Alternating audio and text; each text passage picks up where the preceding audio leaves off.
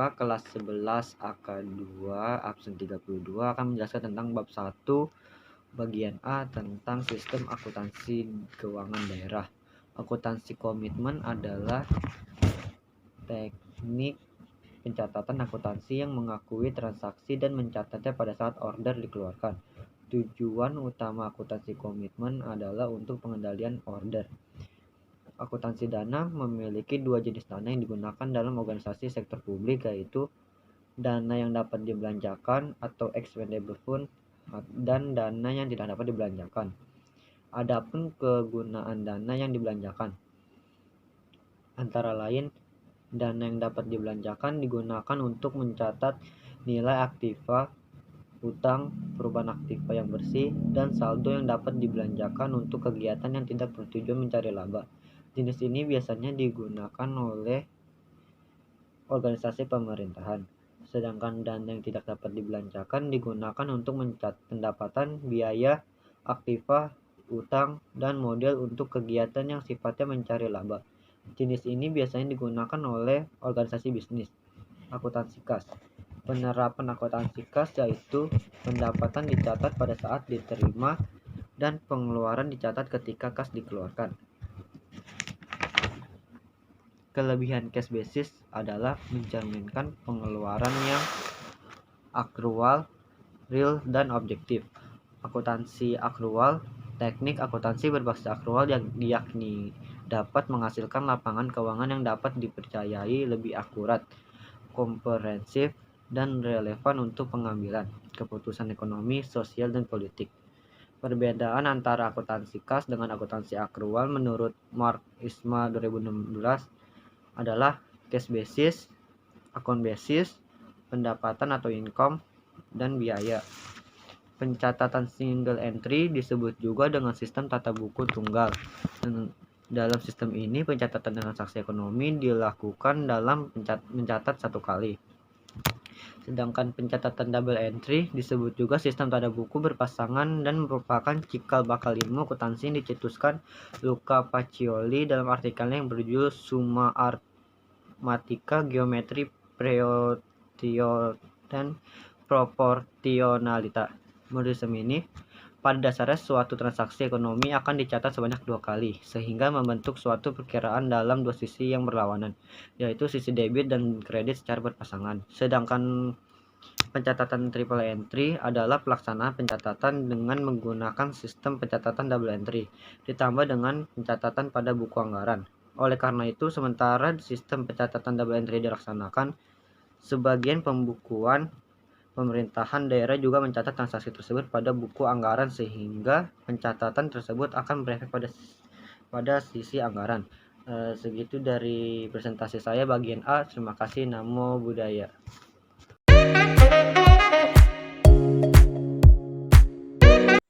B.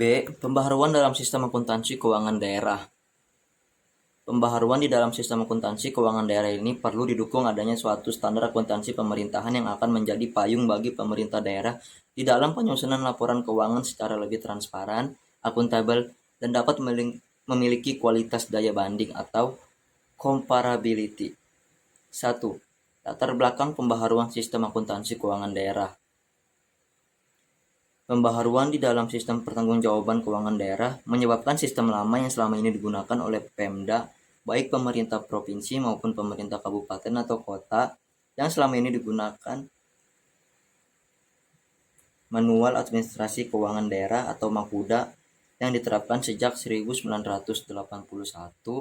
sudah tidak dapat lagi mendukung kebutuhan Pemda untuk menghasilkan laporan keuangan dalam bentuk neraca dan laporan arus kas sesuai PP 105/2000 pasal 38. Untuk dapat menghasilkan laporan keuangan tersebut diperlukan suatu sistem akuntansi keuangan daerah yang didasarkan atas standar akuntansi pemerintahan.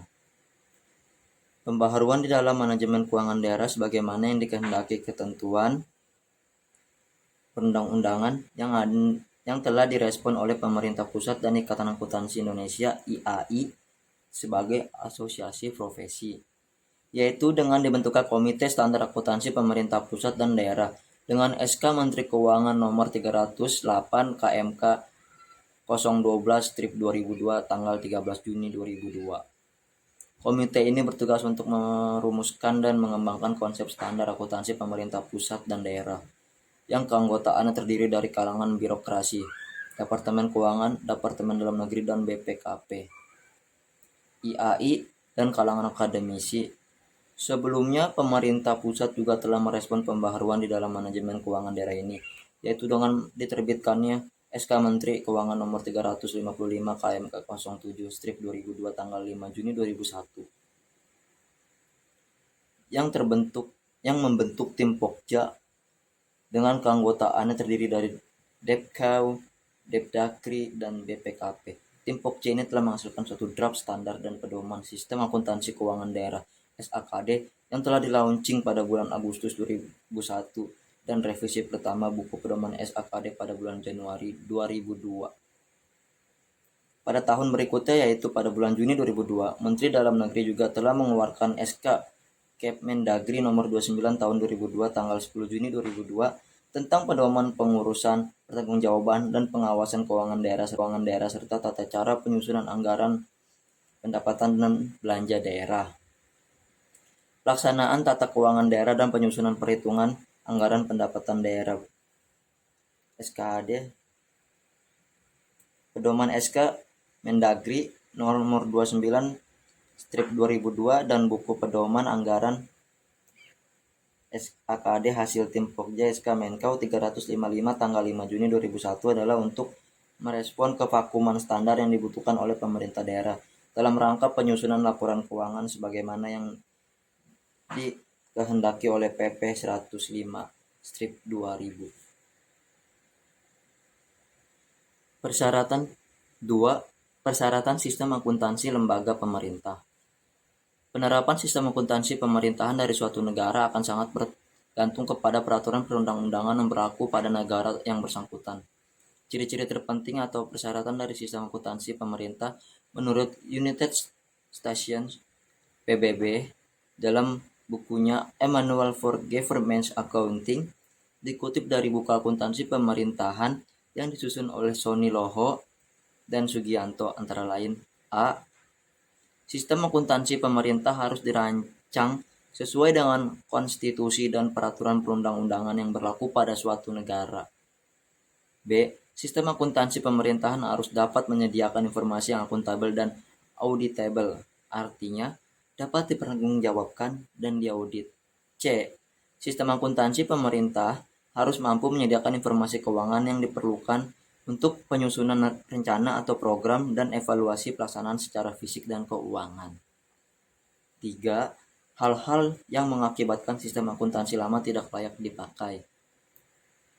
Sistem-sistem yang lama atau makuda memiliki ciri-ciri antara lain single entry atau pembukuan tunggal, incremental budgeting atau penganggaran secara tradisional, yakni rutin dan bertujuan untuk pembangunan dan pendekatan anggaran perimbangan dinamis sudah tidak dapat lagi memenuhi kebutuhan daerah karena beberapa hal sebagai berikut.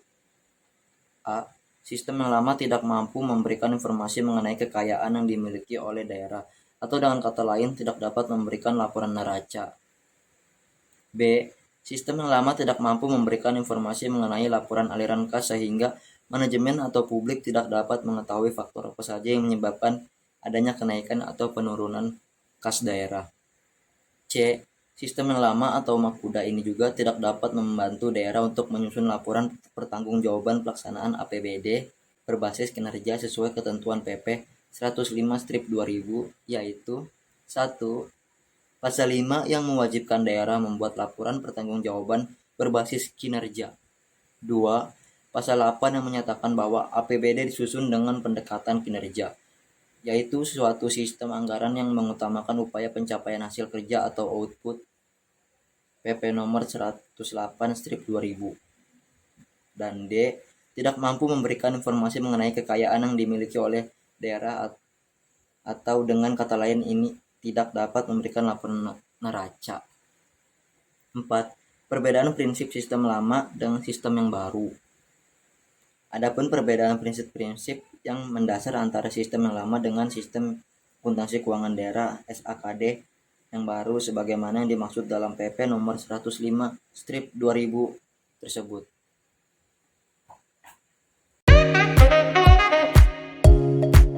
Siklus akuntansi instansi pemerintah. Laporan keuangan dihasilkan dari suatu proses akuntansi yang seringkali disebut juga sebagai siklus akuntansi. Laporan keuangan dihasilkan secara langsung dari proses akuntansi adalah laporan realisasi anggaran atau LRA dan neraca. Satu persamaan akuntansi keuangan instansi pemerintahan pada awal tahun anggaran. Pemerintah dapat memiliki aset dan kewajiban atau utang jika harta yang dimiliki pemerintah dikurang dengan utang pemerintah. Hasilnya merupakan besaran kekayaan bersih pemerintah atau ekuitas dana. Yang kedua, tahapan siklus akuntansi.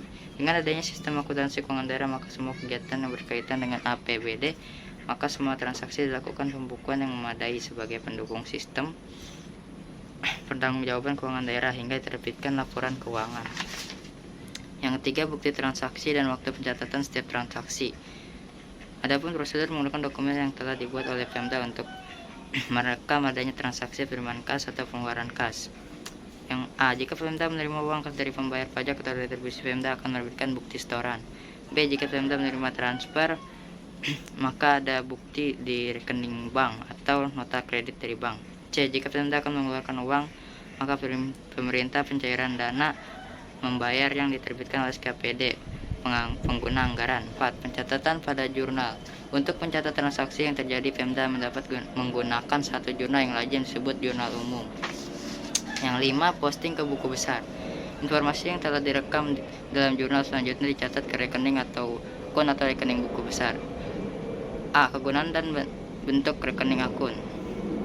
Dilihat dari bentuknya terdapat bentuk format akun buku besar, yaitu ada 3, ada bentuk kontrol, bentuk huruf T, dan bentuk saldo. Jenis rekening atau akun, ada akun real, ada akun nominal. Yang 6. Menyesuaikan saldo rekening buku besar pada akhir tahun. 1. Menurut dasar kas, pendapatan dan belanja dapat dicatat dan dilaporkan dalam laporan realisasi anggaran pada tahun dibayar dan Kasdam mendapat diaku pada tahun diterima oleh Kasdam. Menurut dasar akrual, belanja diakui pada tahun terjadinya tanpa melihat kapan dibayar, dan pendapatan diakui pada tahun diperolehnya tanpa memperhatikan tahun kapan uang diterima oleh Kasda. 7. Menyusun neraca saldo. Neraca saldo merupakan rekapitulasi dari saldo seluruh akun besar. Kegunaan neraca saldo untuk mengurangi tingkat kesalahan dalam posting buku besar. 8. Menyusun laporan keuangan. Ada menyusun laporan realisasi anggaran atau LRA, menyusun neraca, dan yang terakhir menyusun laporan arus kas.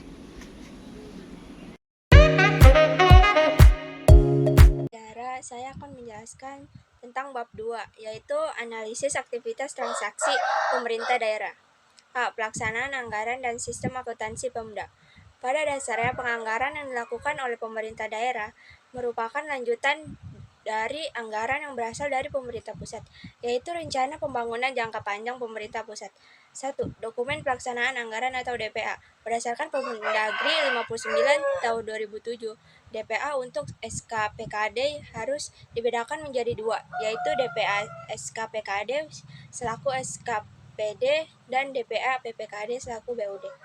Adapun DPA PPKD tersebut digunakan untuk menampung hal-hal sebagai berikut: pendapatan yang berasal dari dana perimbangan dan pendapatan dana hibah. 2. Belanja bunga, belanja subsidi, belanja hibah, belanja bantuan sosial, belanja bagi hasil, belanja bantuan keuangan, dan belanja tidak terduga. 2. Struktur akuntansi pemerintah daerah. Dana perimbangan adalah dana yang bersumber pendapatan APBN yang dialokasikan kepada daerah untuk memadai kebutuhan daerah dalam rangka pelaksanaan desentralisasi. Dana perimbangan meliputi dana alokasi umum, dana alokasi khusus, dan dana bagi hasil. Struktur sistem akuntansi Pemda. 1. Akuntansi SKPD. 2. Akuntansi PPKD, yaitu unit entitas di SKPD selaku PPKD atas pelaksanaan anggaran sebagaimana tertuang di dalam DPA PPKD. 3. Akuntansi konsolidator merupakan akuntansi yang dilakukan PPKD untuk memungkinkan dibuatnya laporan tingkat Pemda. Sebagai entitas akuntansi, SKPKD harus menyusun laporan keuangan Menurut pasal 5 ayat 2 PP tahun 2006 bahwa laporan keuangan SKPD setidak-tidaknya antara lain: 1. Laporan realisasi anggaran, 2. neraca, 3. catatan atas laporan keuangan, 3. hubungan antara SKPD dan SKPKD selaku bendahara umum daerah. Praktik realisasi APBD telah dilandasi asas bruto penerimaan SKPD tidak dapat digunakan langsung oleh SKPD untuk belanja. Asas ini mengharuskan seluruh penerimaan uang disetorkan langsung ke kas negara atau kas umum daerah. Untuk pertujuan akuntansi, hubungan antara SKPD dan SKPKD selaku BUD dapat dipandang sebagai berikut. Hubungan antara kantor pusat dan kantor cabang BUD diperlakukan sebagai kantor pusat, sementara itu SKPD dan SKPKD diperlakukan sebagai cabang. Hubungan antara entitas yang terpisah sehingga SKPD atau Satker Penggunaan Anggaran dianggap entitas yang terpisah dengan BUD. Wujud ini terlihat dari dimunculkannya hubungan utang piutang antara SKPD dan BUD. Hubungan kantor pusat dan cabang yang diaplikasikan pada akuntansi SKPD dan SKPKD BUD ini dapat dilihat dengan disediakannya akun RKPPKD seluruh SKPD. Sementara itu di SKPKD BUD disediakan akun RK SKPD. 4. Akuntansi belanja SKPD. Pasal 29 ayat 1 Permendagri 13 tahun 2006 menyatakan bahwa belanja pegawai sebagai dimaksud dalam Pasal 37 huruf A dianggarkan pada belanja organisasi berkenan sesuai dengan peraturan perundang-undangan. Aliran kas SKPD. Adanya sistem informasi keuangan daerah dengan mencakup semua kegiatannya dengan APBD, maka semua transaksi dilakukan pembukuan yang memadai. Sebagai pendukung sistem pertanggungjawaban keuangan daerah, 1. Aliran kas keluar dari Kasda ke SKPD. 2. Aliran kas keluar dari Kasda ke rekanan untuk membayar kegiatan yang dianggarkan oleh SKPD. 3. Aliran kas masuk dari SKPD ke Kasda. 4. Aliran kas masuk ke Kasda untuk pendapatan yang dianggarkan oleh SKPD. Pelaksanaan pencatatan akuntansi oleh SKPD dan BUD. 1. Akuntansi uang persediaan. Akuntansi atas uang persediaan yang meliputi akuntansi saat penerimaan SP2D, upah atau BUD mentransfer uang ke SKPD.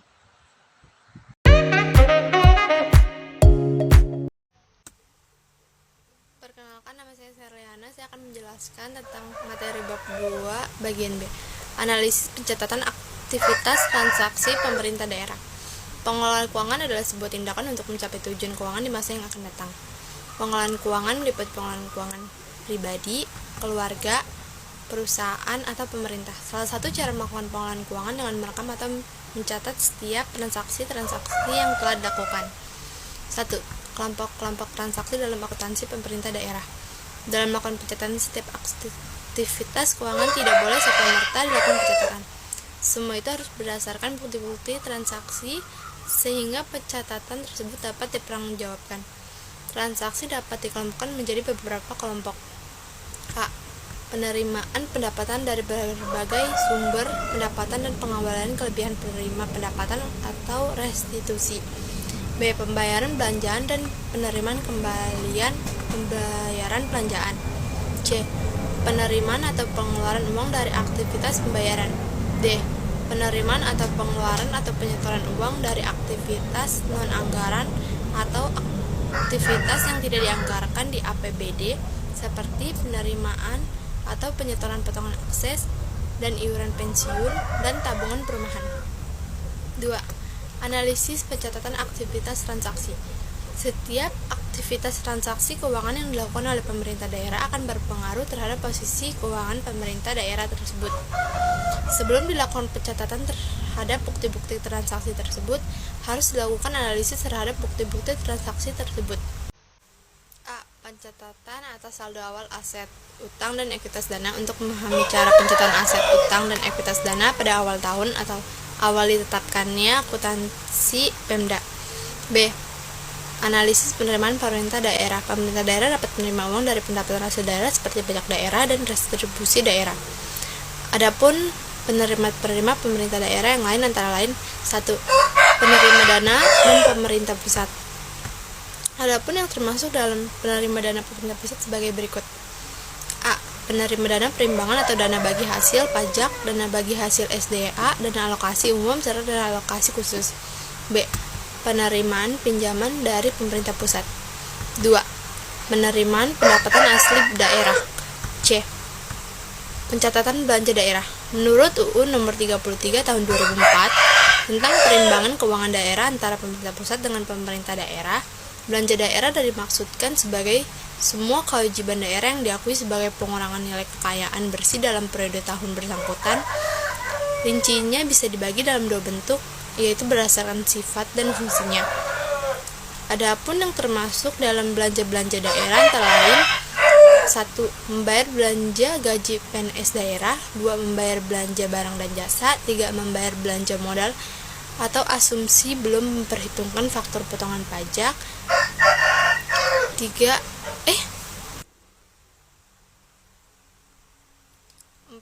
Pemda membayar utang ke pemerintah pusat. Selamat siang semuanya, Sotiotu Namo Buddhaya. Perkenalkan, nama saya Alicia Meta dari kelas 11 AK2. Hari ini saya ingin mempresentasikan tentang bab 2 bagian C, yaitu akuntansi SKPD.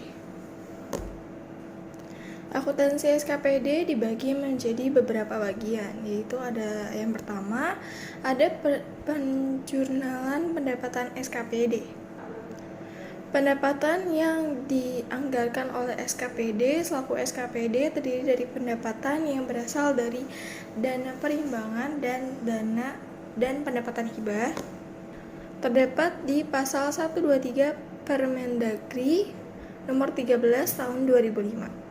Selain itu, pasal 30 ayat 2 Permendagri nomor 13 tahun 2006 itu mengatakan bahwa retribusi daerah, komisi, potongan, keuntungan selisih nilai tukar rupiah, pendapatan dan penyelenggaraan pendidikan dan pelatihan, hasil penjualan kekayaan daerah yang tidak dipisahkan, dan hasil pemanfaatan daerah tidak dipisahkan.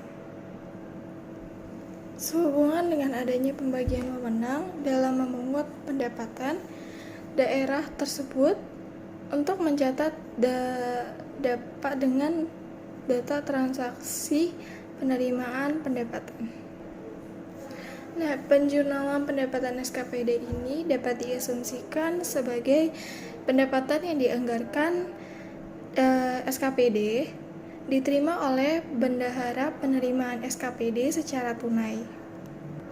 Secara tunai atau rekening di rekening bendahara penerimaan di bank yang selanjutnya disetorkan ke kas umum.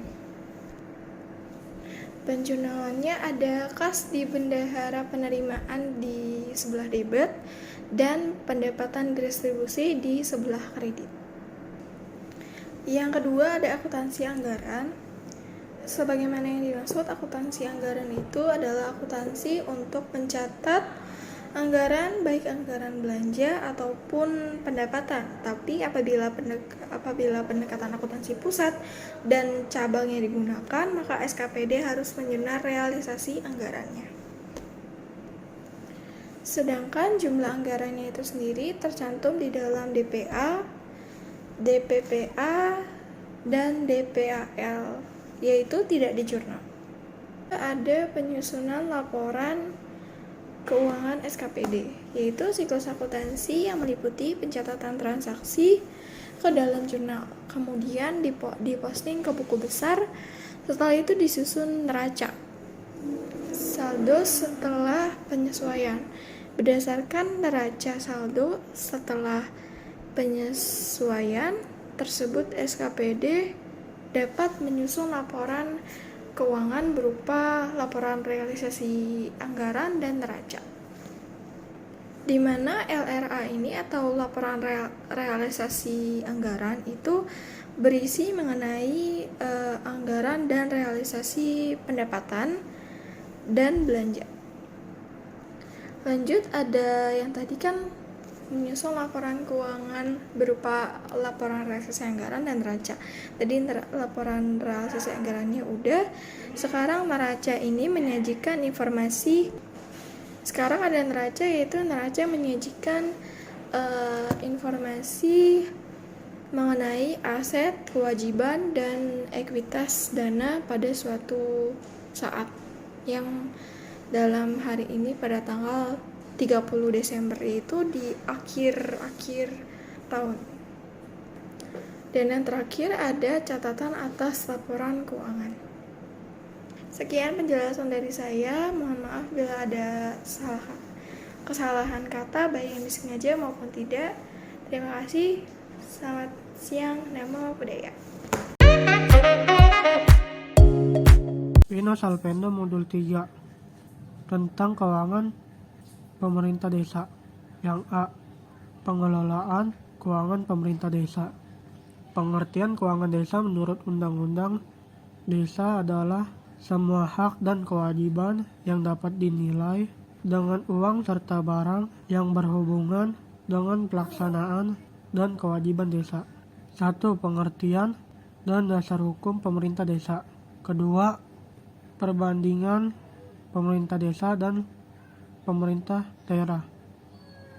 3. Organisasi pemerintah desa. Organisasi yang terdapat dalam pemerintahan desa yaitu A. Kepala desa dan perangkat desa. Dalam tugasnya, kepala desa dibantu oleh perangkat desa yang termasuk dalam perangkat desa yakni 1. Sekretaris desa. 2. Pelaksana kewilayahan. 3. Pelaksana teknis. B. Badan Permusyawaratan Daerah atau BPD. C. Kelembagaan masyarakat desa. 4. Asas pengelolaan keuangan desa terbagi menjadi 4, yaitu transparan, akuntabel, partisipasif, tertib, dan disiplin anggaran. 5. Struktur kewenangan pengelolaan keuangan desa. 6. Peraturan-peraturan yang berkaitan dengan keuangan pemerintah desa. 7. Tahapan pengelolaan keuangan desa. 1. Tahap perencanaan. 2. Tahap pelaksanaan. 3. Tahap penatausahaan. 4. Tahap pelaporan. 5. Tahap pertanggungjawaban. 6. Tahap pembinaan dan pengawasan. Yang B. Pembuatan anggaran dalam keuangan desa.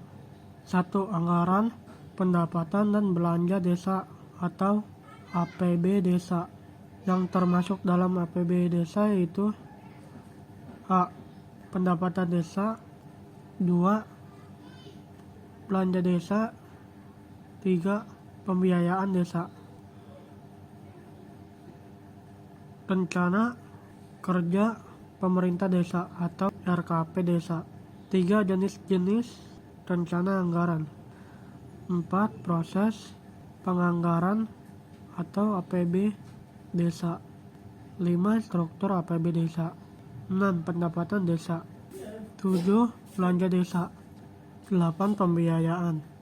9. Perubahan APB desa. Sekian dari saya. Satu-satu Namo Buddhaya.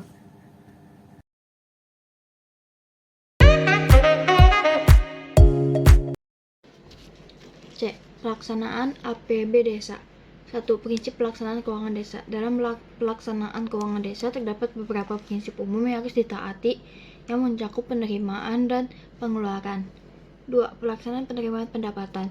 Pelaksanaan penerimaan pendapatan yaitu proses di mana menerima dan mencatat pendapatan desa. A. Pendapatan hasil desa. Kelompok pendapatan hasil desa meliputi hasil usaha. Berikut ini penjelasan tentang pendapatan hasil desa. 1. Bukti transaksi pendapatan desa. Pendapatan yang masuk kategori hasil usaha contohnya adalah pendapatan yang berasal dari badan usaha milik desa. 2. Pelaksanaan pendapatan hasil desa. Berikut merupakan pelaksanaan dalam rangka pengelolaan pendapatan hasil desa. A. Pendapatan yang berasal dari aset negara antara lain tambatan perahu, pajak desa, tempat permainan umum, dan jaringan irigasi. B. Swadaya dan partisipasi adalah pembangunan dengan kekuatan sendiri yang melibatkan peran masyarakat dalam bentuk uang atau barang yang dinilai dengan uang. 3. Lain-lain pendapatan hasil desa antara lain diperoleh dari hasil pungutan desa. Contohnya adalah pungutan atas penggunaan balai desa, pungutan atas penggunaan balai desa, atas pembuatan surat-surat keterangan, 3. Pungutan atas calon penduduk desa dan lain sebagainya.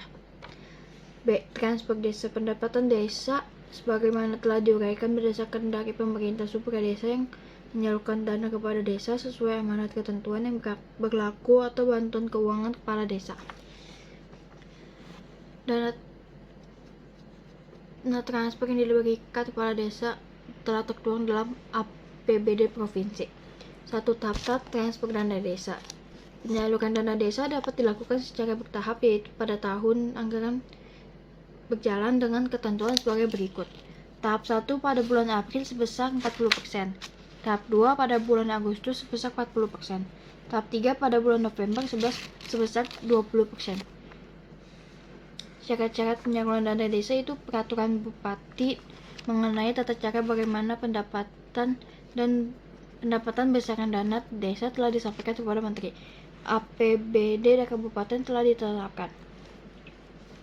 3. Pelaksanaan pengeluaran atau belanja.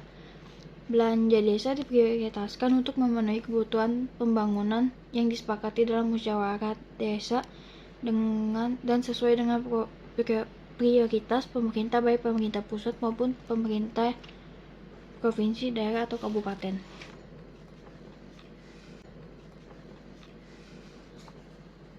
Cara pembayaran belanja desa ada 2 cara, yaitu pertama, bendahara desa melakukan pembayaran langsung tanpa melalui pajak. Kedua, bendahara desa melalui pembayaran pajak terlebih dahulu kepada pelaksana kegiatan.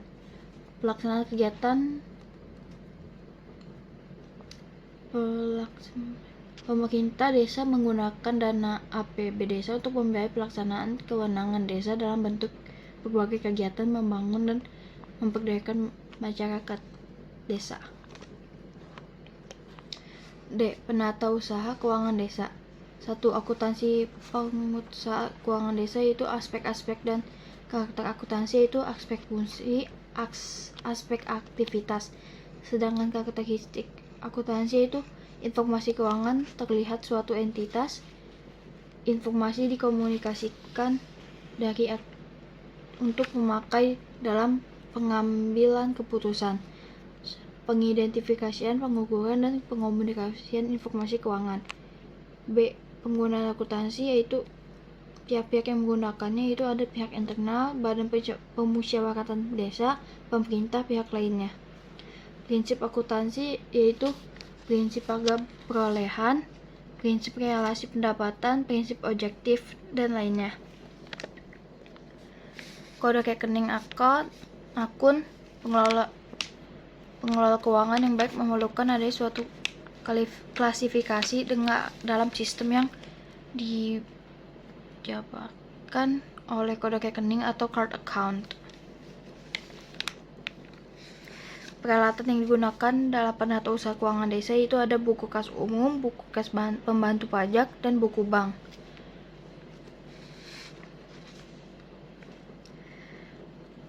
Laporan Pembendahara Desa sesuai dengan pasal 35 Pendagri 113 tahun 2014, Bendahara Desa wajib mempertanggungjawabkan uang melalui laporan pertanggungjawaban. 8. Penata usaha oleh pelaksanaan kegiatan. Penata usaha yang dilakukan oleh pelaksanaan kegiatan berupa pencatatan dalam buku kas pembantu kegiatan dan laporan kegiatan ketika kegiatan telah selesai.